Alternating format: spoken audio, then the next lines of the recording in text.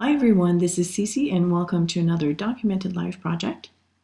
So we are into a new month and the theme for the month is making your mark with doodles and mark making. And the challenge for week 10 was to use the doodles and mark making as a layer element, and the prompt is surviving the elements. When I saw this prompt, I knew I had some healing to do, and this couldn't have been more perfect for me, and I'll explain later. So what you're seeing me do is pulling up some pieces of blueprint papers that I kept from my former house that I had to leave back in December 2013, and amazingly enough, I have some doodling on the back of these blueprints that were made by my son. So my son's doodling is also embedded in that page, which makes it even more significant. So I'm just gluing the pieces of paper with collage page.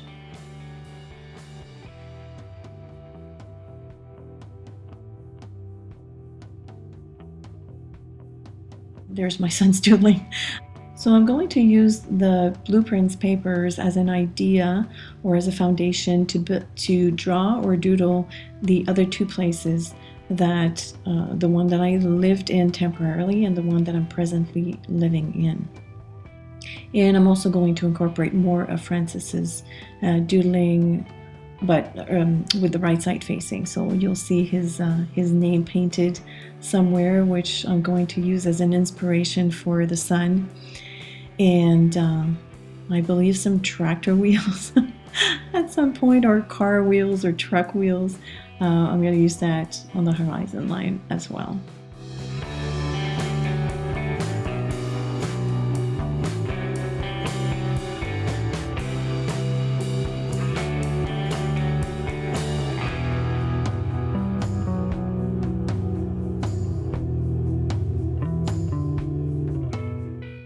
While I was gluing the papers, I made sure that I put a thin coat of the collage page over the papers to protect them, because I'm going to do a bit of glazing over that. And I'm just removing the excess with a pair of scissors, and I'm also going to pull at little bits and pieces that I didn't glue down properly, just to make it nice and even. Now my goal for 2015 is to use as much as I can from my stash, and I've had these distress paints in my stash, and these were given to me at different events, and I decided to use them. Now I'm going to use a technique that I've never tried, and this I saw on Vicky Papayanu's channel. I hope I'm pronouncing her name correctly, but she uses the distress paints and she blends them with a baby wipe.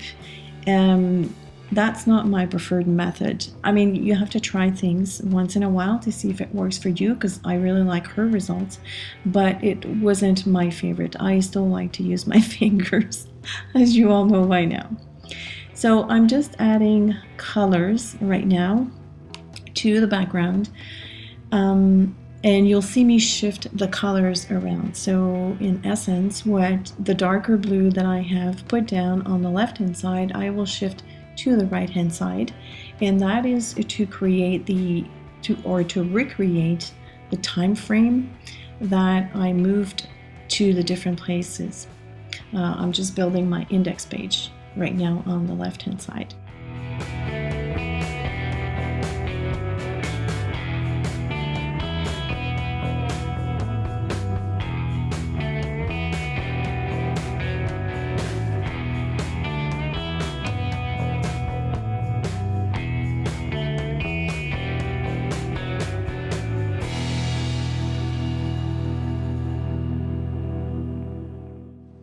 So this is where I've realized that the time frame was not represented properly. I moved from the house in December, so that was winter time, and I'm sorry I forgot to record in between, but that is why I shifted the smoother color on the left hand side, like the more muted colors, more wintry, with the white and the soft blue. And then I'm going to move towards the summer, because I moved into the condo in summertime. So the transition between December and August is going to be well represented.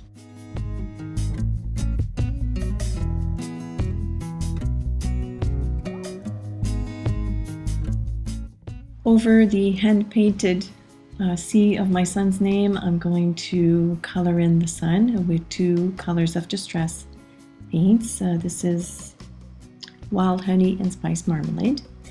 And next I'm going to draw in the rough sketch of the buildings. This is a pencil topper that I got from Giselle, and when I saw it, she reminded me of my daughter, Steph, who was born with spiky hair, so I had to have it. So I'm using that pencil to sketch the buildings.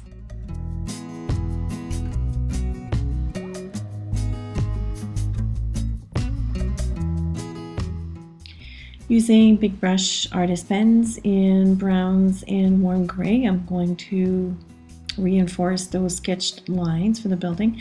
I had to think about my present building for a little bit, erasing some. I at least had to get the number of floors correct. Now, the good thing about the big brush pens is that because I have a non-porous surface, I can actually blend them with my fingers. And once they're dry, they're completely permanent. They're made of India ink, so I can add stuff afterwards. But while I'm sketching and drawing, I can also erase some of these lines. So it's a perfect medium, I find, for drawing in an art journal. I love it. You can smudge it and give it that nice muted effect if you want to, or you can have it as dramatic as you want to. So this is a grid stencil by Sheena, and I'm using Espresso Adirondack Dauber to go over that and create some windows on the building. And now I'm going to keep working on the background and also giving some details to the building, so I'm going to leave you with some music for a little bit.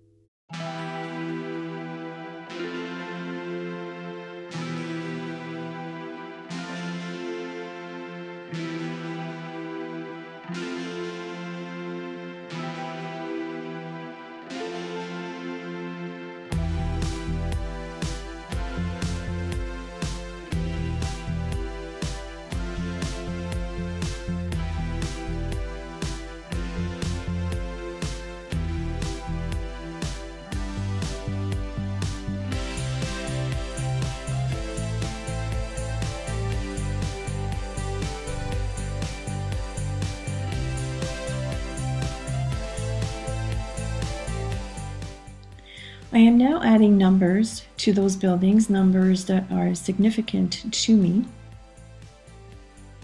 And the building that you're seeing in the middle is a place of transition for me, but it's also a place of comfort.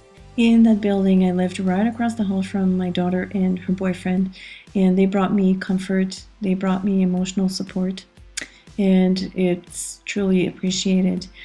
It's also a place where I discovered my own independence.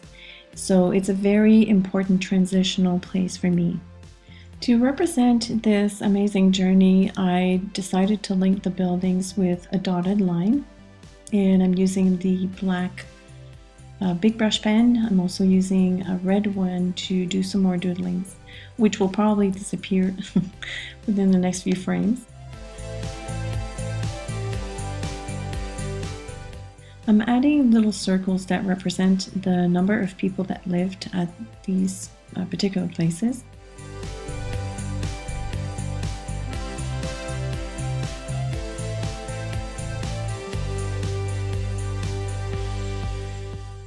I'm also adding some pink paint to represent flowers, and this signifies growth to me, flowers that, you know, in nature that are growing.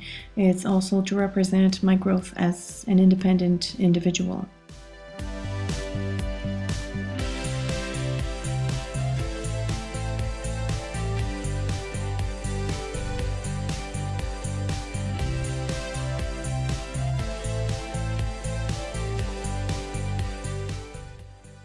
To represent what I felt at the time that I lived in those particular places, or that I live now, I'm adding some keywords with a football pen. They're not standing out as much as I want them, so I will address that later.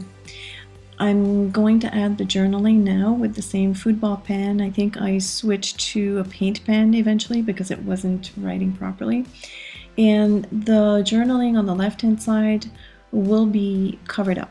And this is my way to deal with the past. I wrote the words down, I know how I felt, but now it's time to move on. So it's not meant for anybody to read.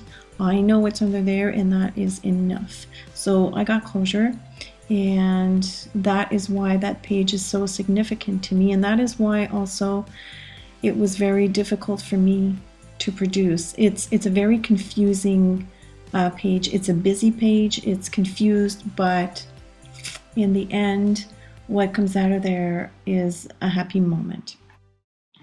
I've doodled some birds, I think, and some shrubs, but they're doodles, so it could be interpreted any way you want. I'm also creating a halo around the sun and adding some white accents. And I'm going to try and make those words pop up even more, but as you can see, it is not working. So with some paint, I'm going over those words, and I'm going to write the words on a piece of watercolor paper that I found in my stash. It had some color on it, and I forgot to film that bit. And I'm using light modeling paste to embed those words on the page, and that grid stencil is going to start the process of hiding my journaling at the top left. It also adds a nice structural element to the page. I love that stencil. I used it on a project for the store and I couldn't help it. I had to buy it because it's such a versatile stencil.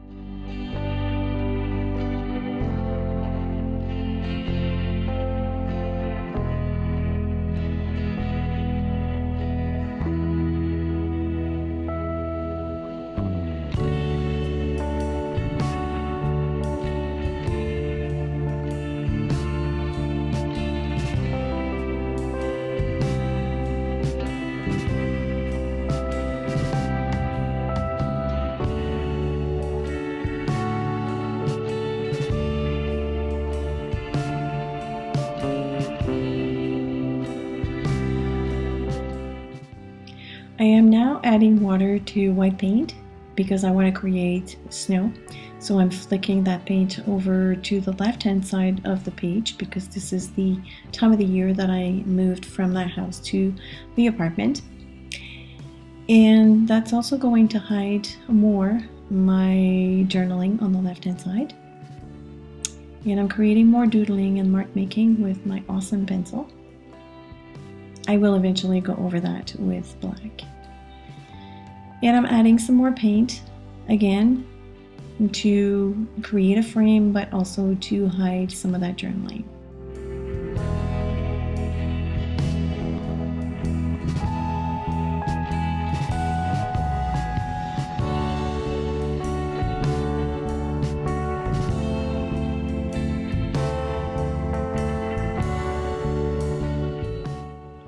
And I'm done. As you can see, it's a very busy page. It looks like a roadmap, and in fact, it is a roadmap to my happiness in my new self. And I think I've represented that journey quite well, and it's probably my favorite page, not because of the way it looks, but because of what it means to me. So on the left-hand side, the elements are very complicated to read, whereas to the right-hand side, which represents my new life, I used bolder colors, bolder lines, and it truly represents the way I feel now. And I would like to thank the person who came up with that prompt because this was perfect for me. It was a necessary exercise that I needed to do, and I'm glad I did it. Yes, it was painful, but, and yes, that's me with my arms up in the air in joy. It was painful, but I'm glad I did it, and now I can move on. So thank you so much for watching. As usual, if you have any questions or comments, please feel free to leave them below. The list of supplies will be in my blog post, and I will see you later. Bye.